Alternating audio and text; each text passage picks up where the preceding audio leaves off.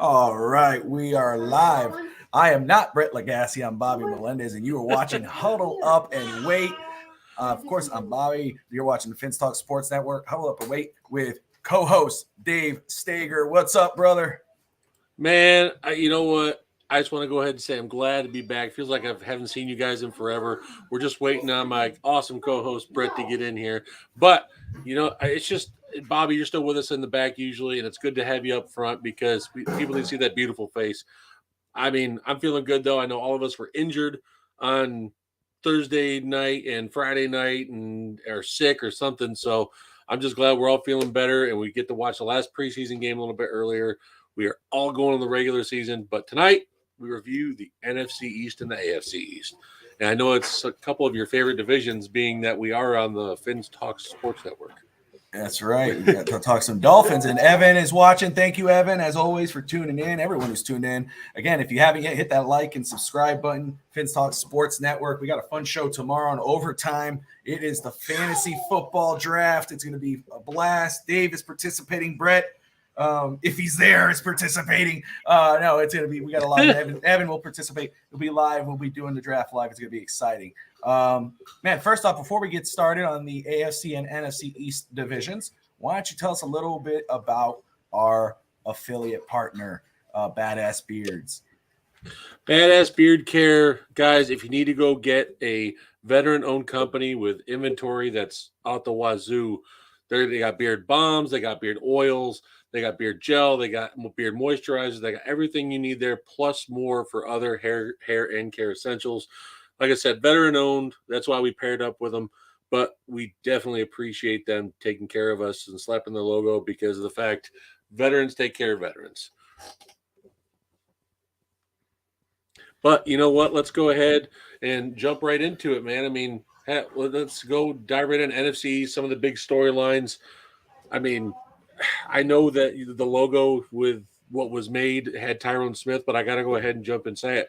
Folks, if you haven't seen it already, Brian Robinson, the starting running back that has been named by the Washington Commanders, has been shot twice in his lower body. He's stable condition. He's in the hospital, but that's just something that has developed over the last hour or two of the news that we have gotten. So, I mean, that just it came out of the blue, being that he was basically rumored to be starting the starting running back for the Washington Commanders as of today. So it's just ironic that it happened the same day.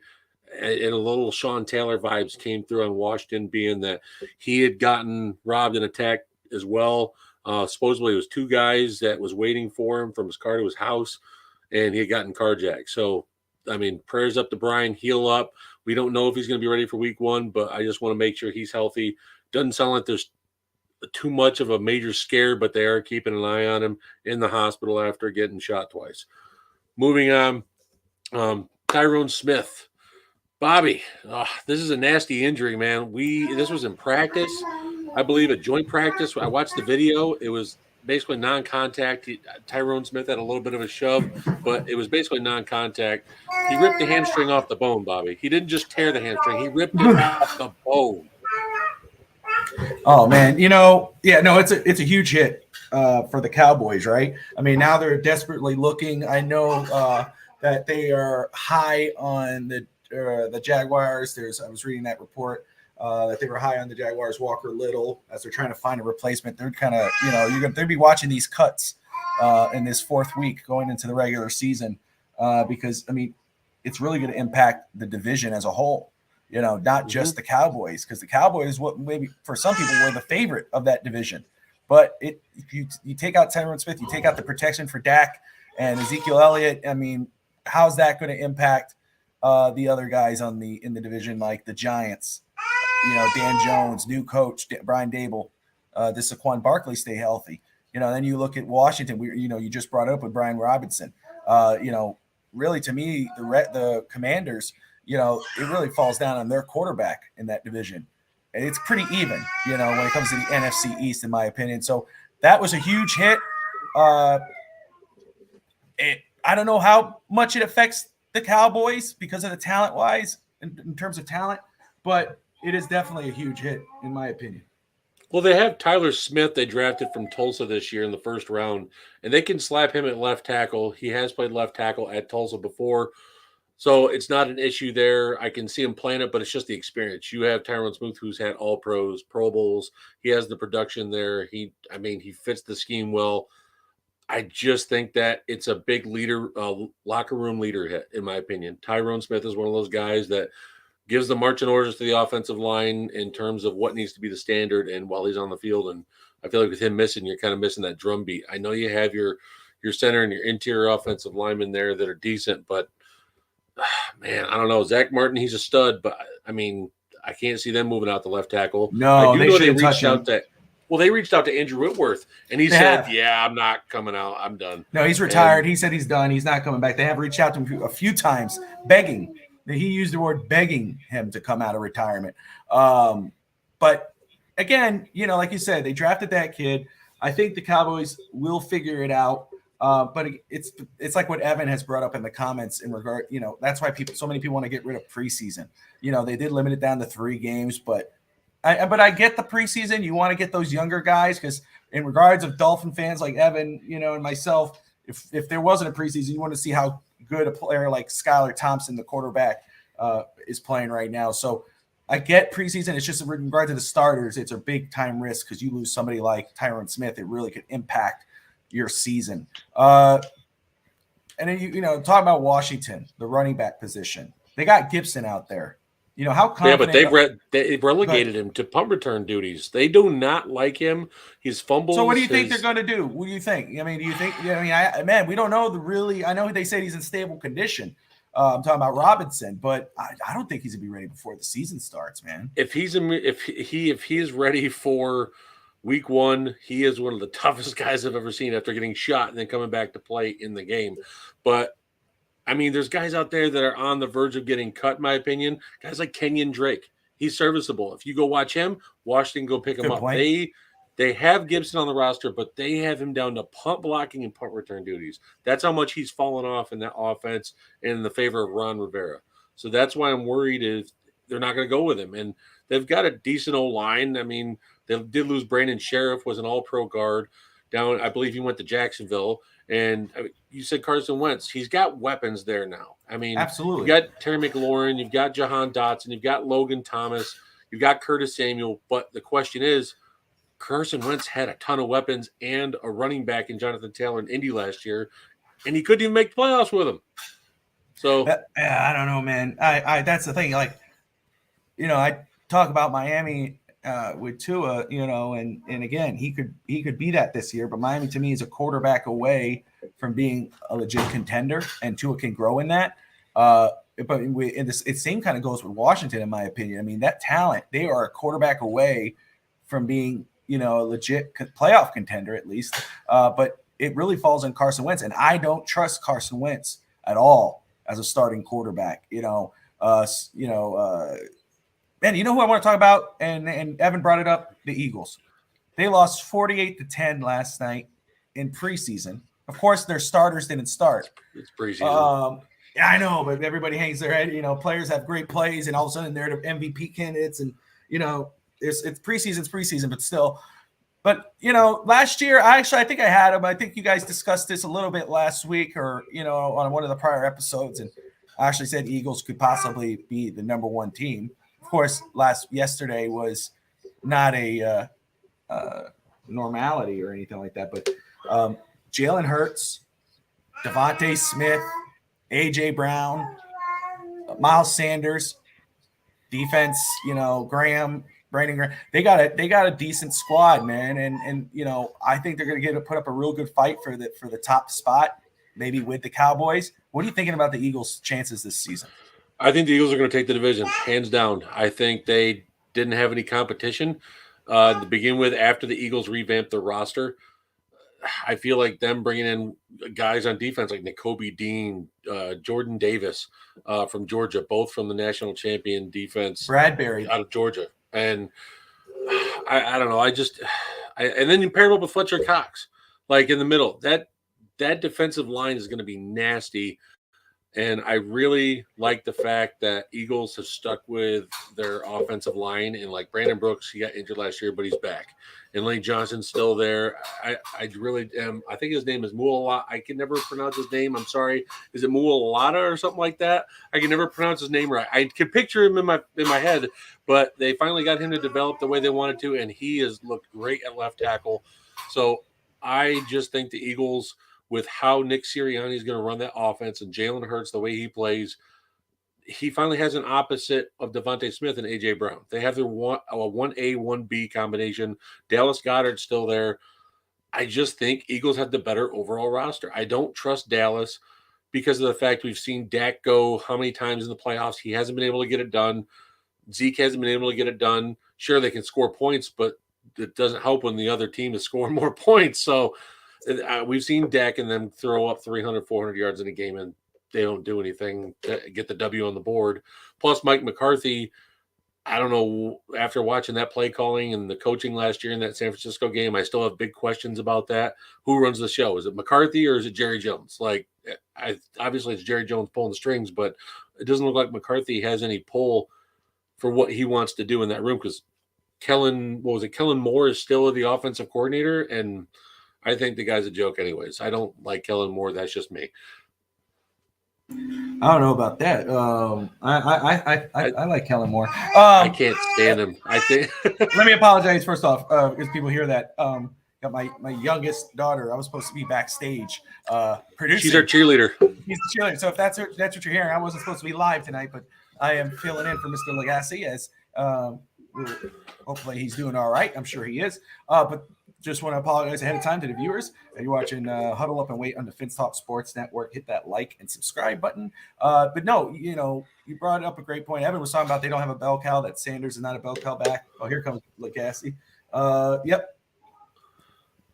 They say no, I think Gainwell's going to get more touches than people think. Boston Scott, Kenneth Gainwell, Miles Sanders, I think is still going to get some touches, but I feel like Gainwell has definitely gained some steam last year going into that split role, and he's going to definitely get his touches this year with Boston Scott being more of a flex.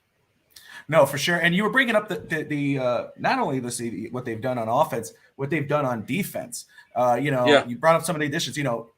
James Bradbury, Jordan Davis that they drafted the defensive tackle. And was it Hassan Riddick, the linebacker? Yeah. They added some pieces there, so they're very strong. Again, they're going to put up a very good fight. I think I had them, and I know it probably came off as just troll, but I think I had them as the number one in the division last week when we kind of hinted at it.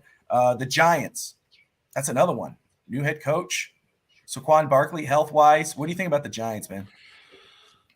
I do not trust in Daniel Jones. I think he's one of the biggest farces in the NFL. I'm not trying to be blunt, but it's just I can't stand him. The guy can't even run on his own 2 feet without fumbling and having a 30-yard gain and almost a touchdown and falling on his face. I can't stand him. I think Daniel Jones is overhyped every year, and he ends up crashing and burning. It's just how it is. I don't like Daniel Jones. I think Dable is a good head coach. I think he's a good quarterback coach. I think if you pair him up with the right guy, not Daniel Jones, I feel like there's some possibilities there. I just don't trust Daniel Jones as far as I can throw him, but I don't need to do that because he trips over his own feet. You got Kenny Golladay in the preseason game today. He was going out and as a third stringer, and he's one of the highest, I think, if not the highest paid wide receiver on the team, and he's going out just pulling up on blocks because he doesn't want to be there in New York. I mean, I think he has a $13 million dead money cap hit if the Giants get rid of him either way, if they cut, release, or even just keep him on the roster as like a third-string wide receiver. To me, that shows if you can't get your veterans that you invested money in to do that in a preseason game at least throw half a block, I can't do it. I can't sit there and back a guy. I can't back a team or back any energy if you're going to have your veteran players just acting like, preseason game, whatever. And I get it. As a fan, of course, I just said that. But the thing is players, you got to get yourself ready for week one, and you're out there just pulling up on blocks, and you just watched your running back take 2 defenders straight to the head. That's my issue is I just don't trust the Giants, the roster. I understand they've invested a lot of first and second round picks lately, but I just don't trust it. They're still the weakest team in the NFC East. And Giants fans will probably hate me. I got buddies back home where I grew up are huge Giants fans, and they're probably going to rag on me. And again, Evan just put a comment in there that Dable chose Daniel Jones over Tua, and I'm not knocking. It could be the case because again, I think he did choose New York because of Daniel Jones and not because of what Daniel Jones has done or he's going to be Josh Allen or anything, but he is close to that in regards of athleticism. He did put up a good staff together. He did get Ken Dorsey in there and the offensive side of the ball. Defense, he got Wink Martindale from the Baltimore Ravens. So he has a decent staff. Of course, preseason, preseason is preseason, and some majority of the time, sometimes it doesn't really translate into the regular season. But I think best case scenario, just like for the Dolphins, and we'll talk about the AFC East in just a minute, but just like the Dolphins, I think the best case scenario for Daniel Jones and the Giants was hiring an offensive coach like Brian Dable, who has had success with a player like Josh Allen. But obviously Allen is far and beyond more talented than what Daniel Jones is. But if you're going to go, Etsy version of Josh Allen, a bootleg version off eBay. You order Josh Allen on eBay and you get the downsized version. It's Daniel Jones. It's the Etsy version of Josh Allen. So I think that staff, it's the best case scenario. And if he doesn't succeed in this environment, because the Giants do have talent as well, then it's time to move on from that experiment. I liked him coming out of college just because of the talent, raw talent wise, again, athleticism and all that. But obviously he hasn't really shown much. And again, he's dealt a bad hand as well with the past coaches and all that. But we're going to see on the Giants, but I understand your point of view. Let's move to the East. And I'm going to let you We were just on the East. AFC You mean East, the AFC East. Come on, man. Dolphins fans just calling it the East. I am filling in. Don't do that. No. Okay. So guys, we rag on Bobby just like we do each other on the show. So he gets it just as bad. That's right. No, okay, so AFC East. I'm going to let you start this off. Because obviously, and I'm going to be as unbiased as I can. I try to be. AFC East. Oh, AFC God. East. Okay. What do you? Okay, just before we go team by team here, what's your overall outlook right now in the AFC East? Overall outlook, I see the Jets at the bottom. I think Zach Wilson's not the guy even before he got injured and was in preseason when he didn't need to be. I think they've got some talent building up here at the core, but I mean, Mekhi Becton, their top 10 overall draft pick, they got injured for a second time for the second year in a row. I don't know. The Jets always seem to have bad luck with injuries and just timing and everything. I'm not a big fan of Joe Douglas. I like Robert Saleh. I like what he's doing, but he needs the proper players, and I feel like Douglas isn't getting him that. That's just me. I feel like they're going to finish bottom of the AFC East. I feel like second, third place is going to be fought out by Miami and New England. I feel like they're going to battle it out, but from what I just saw from Mac Jones in preseason, I'm not impressed much. That pass where he threw it directly to the defender about, 10, 15 yards away, and there was literally about 4 or 5 defenders in front of his target. I don't know what's going on with Mac and his processing ability, but I also think it's got to do with his offensive coordinator not knowing who it's going to be, because Belichick is basically either saying, hey, it's either going to be the ex-Lions coach. What's his dang name? The one I can't remember his name right now. Matt Patricia. Yeah, Patricia, yeah. It's either going to be Patricia or another coordinator or his son. I don't know. I feel like that's going to screw up everything in the offense that Mac Jones had it last year. Josh McDaniels was there as a veteran ex-head coach, a veteran offensive coordinator. He has a system in place. Mac was able to go in and operate it and at least be a game manager for it. I feel like flip-flopping coordinators through the whole offseason is going to mess this offense up.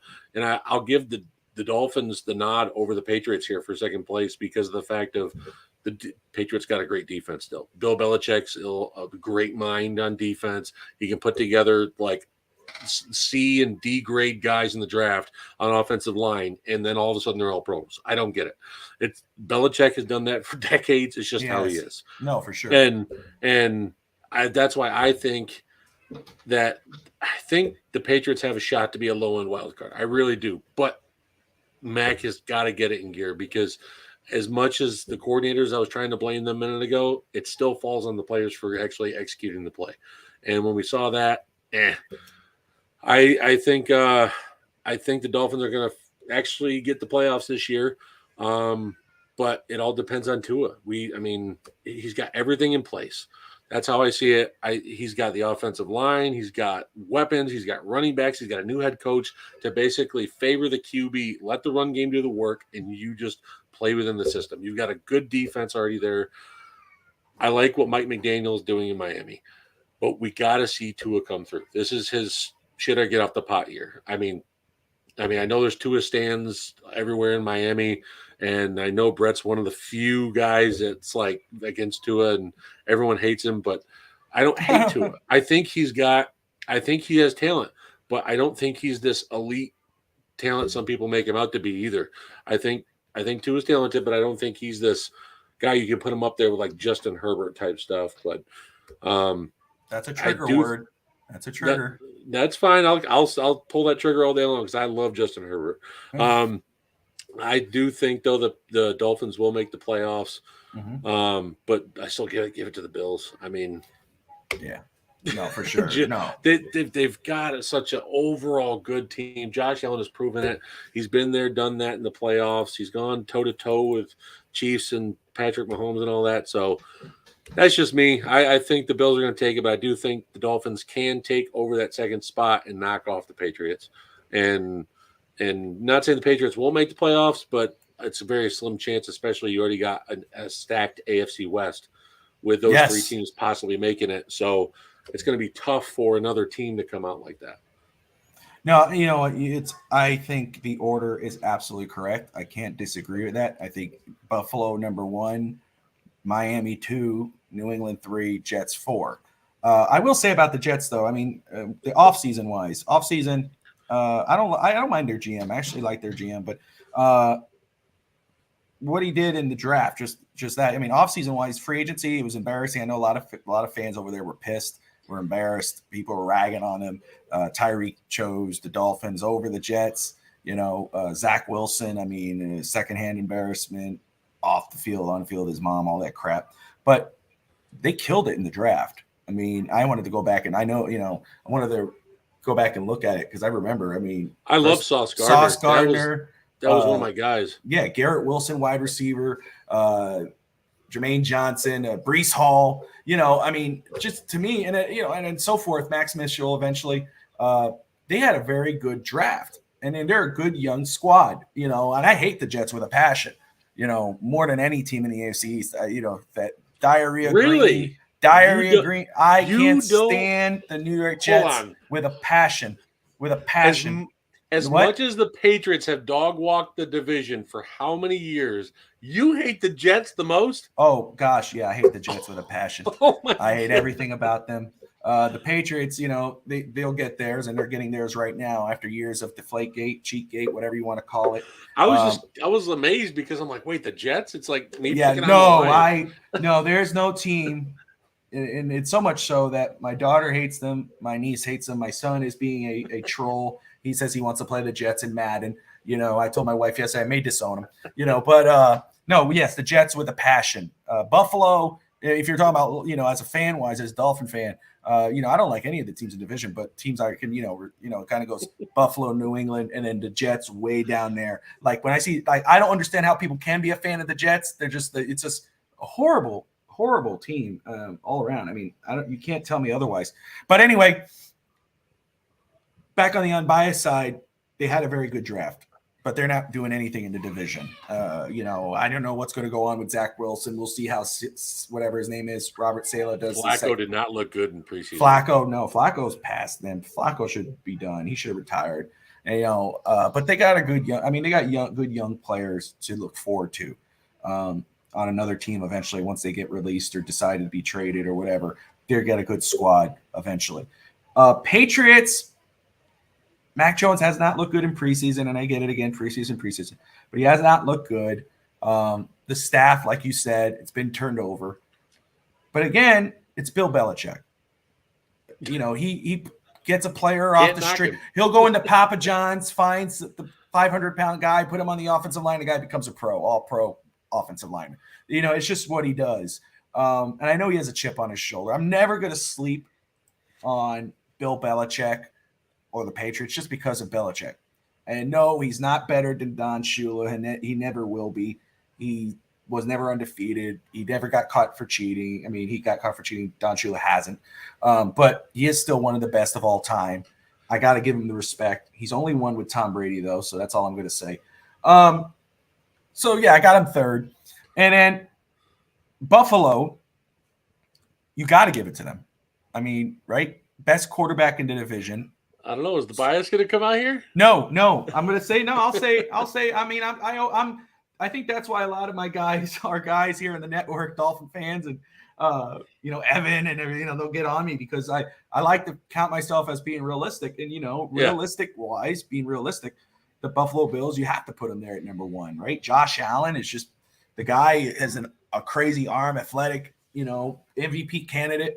Stephon Diggs, all around that squad, it's their division right now. They haven't done anything. They're not the Patriots. We can't pretend that they're the Patriots of Tom Brady. They ain't that shit. You know what I mean? But they're still damn very good. And the Dolphins have been smacked around by them the last couple of years and last couple of games. So I got to give that to them. Now, Miami-wise, you're right with Tua. He's not great or nothing like that. He hasn't shown that. People can pretend, but it's just fact. He's had 3 years. If you're a Tua stan or a Tua hater or whatever, I'd say it's true. You can't deny that the Dolphins have done no favors for Tua as their rookie quarterback, as their franchise quarterback. They've done shit for him.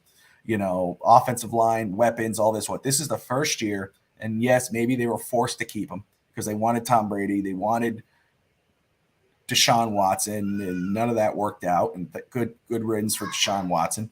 But they got stuck with Tua. They hired McDaniel, who put a great staff together, in my opinion. The staff looks great on paper. McDaniel, even though it's preseason, has looked pretty damn good. Off the field, the way he commands the team, the way he speaks and carries himself, it's exciting for Dolphin fans. I think that out of everything the Dolphins have done this offseason, and I've said this, and it's known, and I'll say it here on an NFL show compared to Dolphins, but that I think the best addition for the offseason for Miami was not Tyreek Hill or Armstead or anybody else. It was Mike McDaniel. I think the energy he brings to this football team is unmatched. I think it's great for Tua because if Tua can't succeed in this environment with these guys believing him, with this type of talent around him, then yes, you're right. He's not that guy. But he has every chance to be this year. He has every opportunity to be. The Dolphins addressed their offensive line. They signed Armstead. They got Connor Williams. Armstead, obviously, one of the top offensive tackles in football. He was playing for the New Orleans Saints last year. Connor Williams, the 11th best guard in the NFL last year. But of course, they're playing him at center. I know Bret doesn't like that. I'm intrigued by it, but I'm not really sure. I don't like experiment. My only worry is his holding he had in Dallas. I was going to get to that. 11th best guard in the NFL, but he was actually benched last year by the Cowboys because he had some of the most penalties by an offensive lineman, holding penalties. So, and then everything else is pretty much the same. Austin Jackson, Robert Hunt, and then left guard Eichenberg. I'm not worried much about Eichenberg as much as Bret is, just because they have Taron Armstead and Connor Williams, a veteran offensive guard and a veteran tackle who can help kind of mentor him and get him right. Jackson, and people have set me right. Mike Brown, who hosts the Bottoms Up, Fins Up podcast for our channel, and Ralph, my stepfather, we were talking today, and because I was so pissed at Jackson because Tua got smashed yesterday in that preseason game, and Jackson was the one who gave up that sack. But it's true, Tua gave up that sack. Tua held the ball too long. Jackson, though, he looks in better shape. Athleticism, all that whatnot, looking better. So we'll see how the season plays out with regards to the offensive line.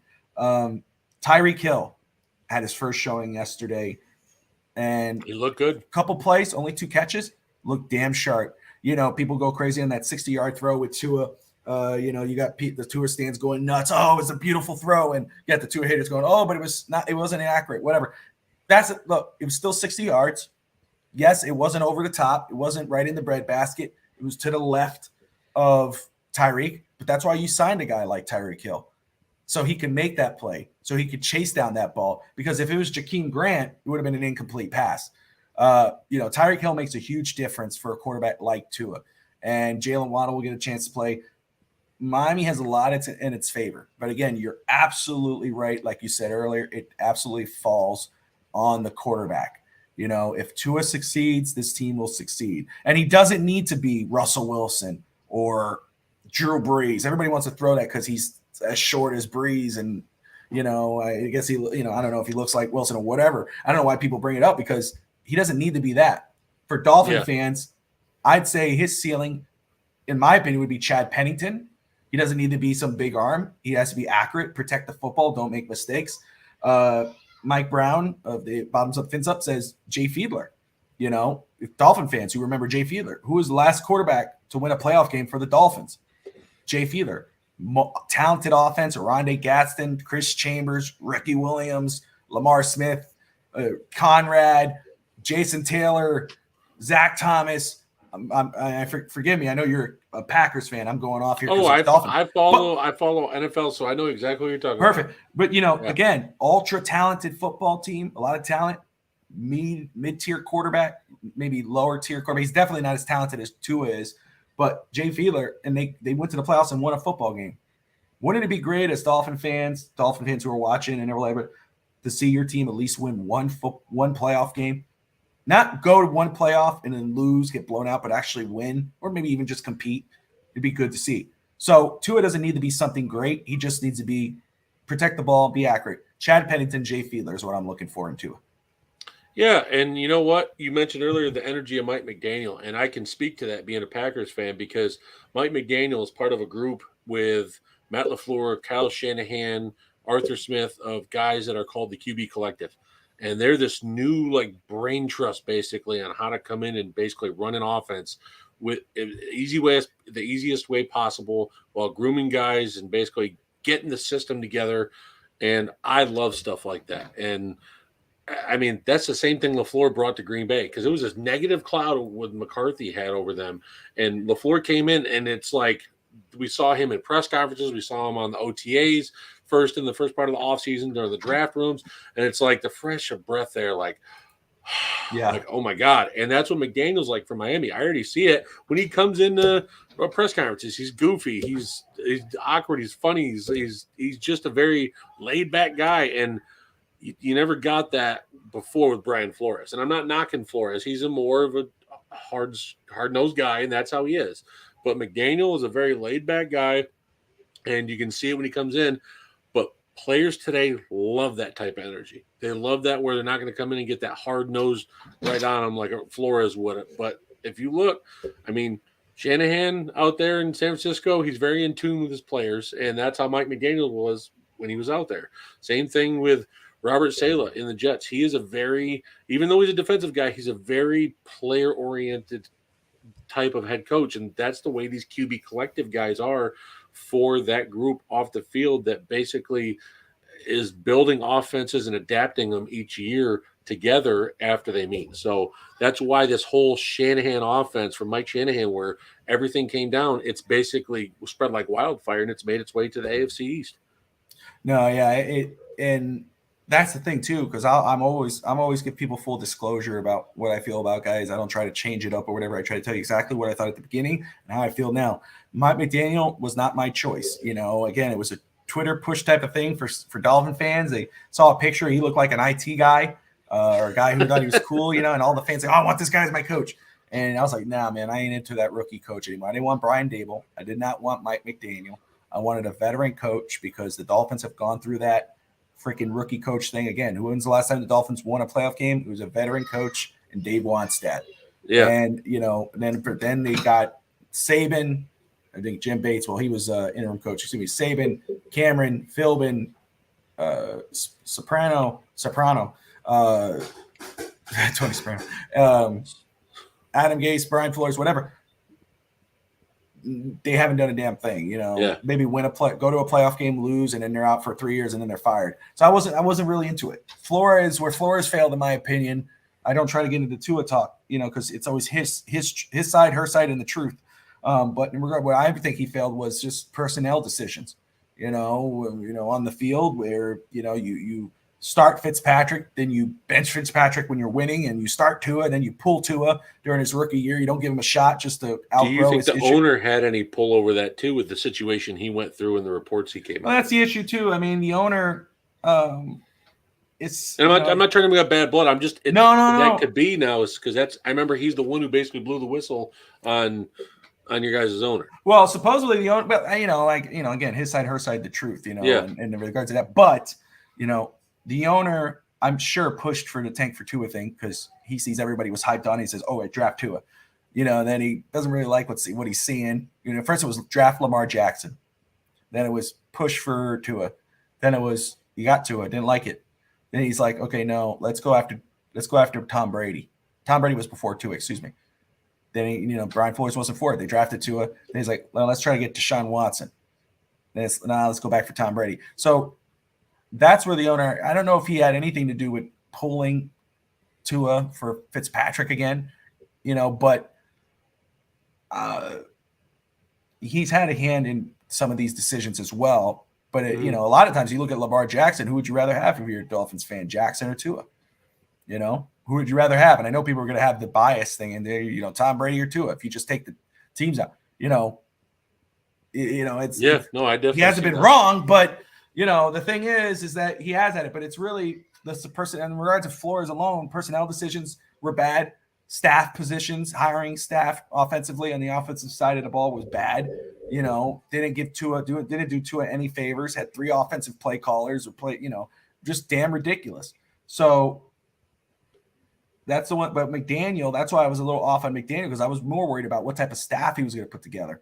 And so far on paper, and what you've seen yesterday, 48-10, the staff has looked pretty damn good. Darrell Bevel, quarterback coach. Frank Smith, offensive coordinator. Wes Welker, wide receivers coach. Embry, tight ends coach. Experienced Applebaum. Yeah, experienced. Yeah. And what I love about it when he talks, and you were just talking about LaFleur, when Mike McDaniel talks, first off, he doesn't just talk about the players. He's talking about the guys in the office. He's talking about the staff, the chefs, the scouts. He wants to do it. The team hasn't won a playoff game in 20 years. What?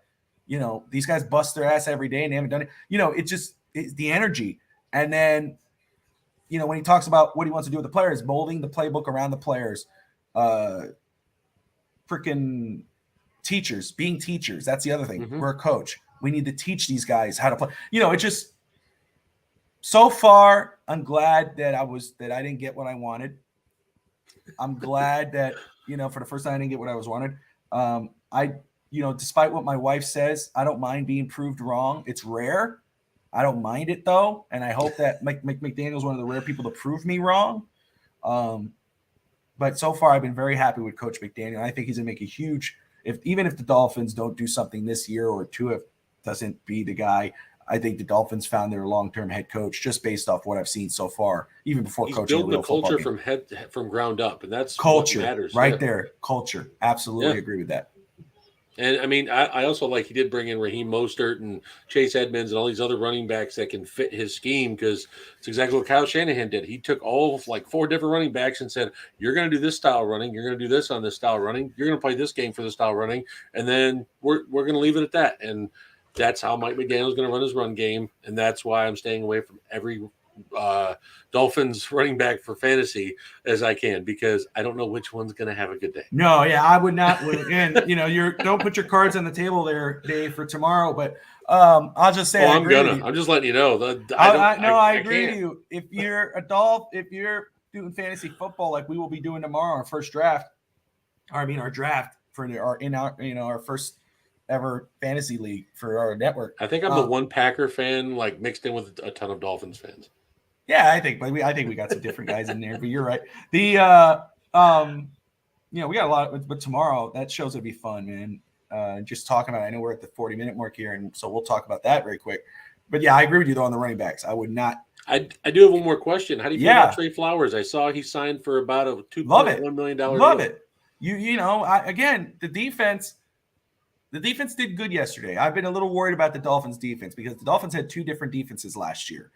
First half of the season where they were on that losing streak, they had a horrible defense, just ridiculous, and based off the talent that they had on it. Second half, when they were on that win streak, it was an elite style defense. Almost elite in my opinion. This year, people, and then after Brian Flores got fired, they were like, oh, Flores was calling the defense. Oh no, it was Boyer. No, it was this other guy. I'm losing his name now. The secondary coach. So it was like, it's like who's calling the plays? Who's there? Yeah. So now it's like, okay, it wasn't Boyer this whole time. Was he the one really being the head of that elite defense, or was he ahead of the shitty defense at the beginning of the year? But think about the talent on this defense right now and the Dolphins. I mean, you got a veteran in Melvin Ingram. You just signed Trey Flowers, who, we're not going to go crazy, but I think it's a good, important piece on this defense. It's a depth piece. And it's a key depth. Exactly. Yeah. Two-time Super Bowl champ, whatever I do. The Lions give him $90 million contract, and it blew up in their face. But no, but I just think he fits well, but this Dolphins defense, Jordan Phillips, Xavier Howard, Javon Holland, Ingram, Agba, Channing Tindall, the rookie, whatever, it's a lot to be excited about for a Dolphin fan with the defense. But you add in a player like Trey Flowers, I'm not saying it's going to throw you over the edge, but it's definitely a very important piece. I very much like the signing. I still want Rich Day would go get a linebacker, Raquan Smith, but right now I like that addition. I like that the Dolphins are still adding pieces. It's important, but I still think Buffalo over Miami right now. That's where I stand on it. And Bobby's like crying behind his straight face behind that. He's like, Buffalo over Miami behind that. I'm glad Buffalo cut that doofus, man. I want to get right 48 hours too long. I couldn't believe that they kept him for that long. Yeah, it was discussed. I actually, and I'm not going to go into it, but I read that report and it was just, I didn't feel that much with the Deshaun Watson thing. I wasn't for it after I found out, but I felt it more for that. That guy, I hope this was more descriptive in that report. Like exactly, yeah. But I have a daughter, man. So like reading that, I got two brothers. Father, I got sisters who, I got three sisters. I got two daughters. Whatever. Even if that man's a piece of, shouldn't ever be in the league. Any team that does it, have him in the league, will be the I would hate them with a passion as much as I hate the Jets. The Jets might as well sign him because that's how much I hate them anyway. But that thing is just the Buffalo Bills lost so much respect, in my opinion, with that. I don't know how. So they knew of the issue before they signed him, but my issue was, why didn't you talk to the victim's lawyer? Why didn't you talk to the victim? Your research department is trash. Right, your decision maker. And I'm surprised they got a very good GM, and I'm surprised that and he made that decision to draft that dude, the punt guy. And that's another guy that the Dolphin fans were pushing for. And it's like, dude, just stop, man. Now look, imagine if the Dolphins would have drafted this freaking loser. This piece of crap with chlamydia. It's STD. I hope it gets has some bumps, and I hope it falls off. I can't believe the amount of people I see kind of defending this guy, saying, "Oh, well, California has these statutes and law." It had nothing to do with that. Statute rate, whatever. Dude, this guy's this age and she's 17. Yeah. It wasn't about the 17-year-old thing. It's about what happened, what he did. Yeah. The thing is, he called up and got recorded the next day on. Yeah, that's my bigger thing too. He admitted. He got recorded. He admitted to it. Gang rape and the NFL. So should ban him. It's not even about I know people want to throw that in, but they're idiots because if you read the damn details, then stop reading the headline and read the details. Read what happened exactly. It's not about the age. Stop. It's about what exactly happened. He's a monster. He's trash. When a woman says that she got her, when a woman says she got her lip ring, her nose ring, and all these other piercings ripped out of her, and she's bleeding from her face, like all three of those guys go to hell. They should be locked up right now. Locked up and let them be, let them.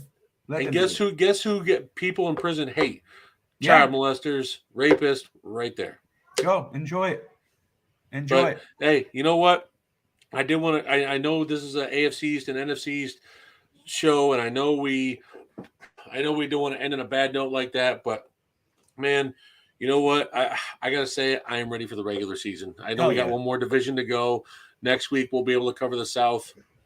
But I am excited because, folks, the final 53-man rosters will be available here at Tuesday, 4 p.m. by all NFL teams, and it's only Sunday. So, and there's free agents out there like OBJ, Cole Beasley, Will Fuller. There's guys like Jason Pierre-Paul still out there. Sue, all those guys. Hey, you know what? As a Green Bay fan, we don't have wide receivers like y'all do. I might take Will Fuller on a little bit of a veteran minimum contract. So who knows? Packers can have him. I just feel that there's a lot of veteran free agent talent out there. There's trades that are going to happen. There's guys who are out, like Denzel Mims on the trade block. There's guys like Kenyon Drake on the trade block that hasn't been cut yet. That probably will be cut by then. Jimmy Garoppolo is probably going to get cut on the 30th, right before the deadline, and then he's got to find a team in a week and a half before. Like stuff like that. It's crazy. And one signing like that can affect a whole another outlook of another team that we reviewed. So it's just crazy that one thing like that can swing everything. So, I mean, I know, like I said, I know it's AFC East, NFC East show, but I mean, as an NFL show overall, I had to bring that up as folks, keep your eyes out on NFL news, especially Huddle Up and Wait Twitter's page. I know Bret and I are going to be hitting that up left and right with all the updates coming because it's going to be nuts the next 24 to 48 hours. Let me ask you before we close this out. Yeah. Man, it's going to be an interesting year. It's an exciting year for being a football fan. Who's your Super Bowl favorite? I got to ask you that. I know it's probably my Super Bowl favorite. But if you had to, it could change, obviously, right? Because you can see how the South Division. I'm kidding because I don't think anybody from the South divisions are going to do anything, anyways. Tampa, as much as Tampa? I mean, no, Tampa has lost its its whole of inside interior offensive line. They've lost their backup center, their starting center, their left guard, their right guard. I'm surprised Brady came back. But anyways, honestly, my Super Bowl favorite, I mean, as long as Matt Stafford's in there and the Rams got a lot of core pieces, they added even more talent on, I'm going to have to say the Rams again. And even from a Packers fan point of view, we got to see what Rodgers can do without Devontae there. And I know we've got plenty of talent. I mean, I'm wearing my Where Art Thou For Romeo Dobbs shirt. I love being from Romeo Dobbs. But the thing is who's going to step up there to help him out? So I see right now the Rams being the heavy favorite again in the NFC. And in the AFC, man, I hate to pick a repeat, but the Bengals they just got a lot. They got stronger. They did. And no, that's true. Yeah, and I know I don't want to pick a repeat at the same time, but I mean, well, you got time. So you got a week, right? After we go over all the divisions, you could say if you're going to put me on the spot, I'd pick the Chiefs because I feel like the Chiefs did. Yeah, they lost a couple spots, but at a couple players at positions I'd want to see someone. But they kind of did good replacing those guys. I know they lost Tyreek, that's huge, but Patrick Mahomes still has weapons there. Juju and MVS, yeah, for sure, are going to fill in nicely. So I love I think the Rams for sure. I mean, they're the favorite, right? I mean, it's hard to choose against them. If Matthew Stafford's arm holds up, I'll pick him. But if not, you were talking about that injury, the shoulder, right? The elbow, right? Yeah. So, I mean, there's some teams, dude. And there's a lot of underrated. We'll go back over it. But I think I just want to throw. I think we're going to have some change ups after the South Divisions episode. Yeah, we'll have time to explore it. But I just thought it was an interesting topic to bring up. But hey, man, I know this is not really. It's a little unusual show for Brett. But I love adapting. Hope Brett feels better. But I think we have a lot of Brett, fun. you lazy. Yeah. No. But hopefully we can see Brett tomorrow on the overtime with the fantasy draft. But guys, again, you're watching Huddle Up and Wait. Thank you so much for tuning in. Hit that like and subscribe button. If you watch afterwards, smash it. If you watch the show afterwards, man, comment below. What do you think in the AFC East and the NFC East are going to look like? What are your picks? Who's your favorite team? Everybody but Cowboys fans are allowed to comment because we already know how that's going to go. Yeah, I know. But comment below, dude, and go follow Huddle Up and Wait on Twitter, exactly as that is. Follow the Finstock. It's Finstock Network on Twitter. Follow me, Bobby Finstock. You can follow Dave at Steak and Cheese. Say that right? Steak and Cheese. Steak and Cheese. N, the letter N, and then cheese. So very simple. Tried to play off steak and cheese, but hey. And if you got a beard like Thor or a beard like this gentleman here, this handsome gentleman with the golden beard of Zeus. The golden beard, good The lord. golden beard. Take care of it. Do it a favor. Go to Badass Beard Care. Go tell them that Huddle Up and WAIT sent you. Go take care of your beard. Get their products. They got some Beard badass. wax, beard They got balms, some beard badass gel, products. moisturizer. Yeah, go check them out. Take care of your beard like Mr. Legacy and the beard of Zeus, steak and cheese. Thank you all for tuning in. Dave, why don't you go ahead and put in the final word, close us out, brother. Final word. You know what, folks? One last division. Check it out. Next Thursday or Friday, because people got work schedules we got to work around. But we're going to be checking out on AFC South, the NFC South. That's the last one, and we'll probably do our playoff teams and our Super Bowl teams then too, and going over other NFL news and transactions. But like not Bret, so used to having you there. Like Bobby said, go ahead and smash that like and subscribe button on Fins Talk Network to follow Huddle Up and WAIT for the NFL show, and keep your eyes out, like he said, tomorrow for the draft show, because the one Packers fans ready to come in and start kicking around some cheese. Y'all folks have a good one. Thank you guys all for tuning in. Again, smash that like and subscribe button. Catch us tomorrow, same time. Well, actually, no, I'm sorry. 8 Eastern for Fins Talk Overtime. The fantasy draft episode is going to be a lot of fun. We'll see you all then. There you go. We'll see you next time.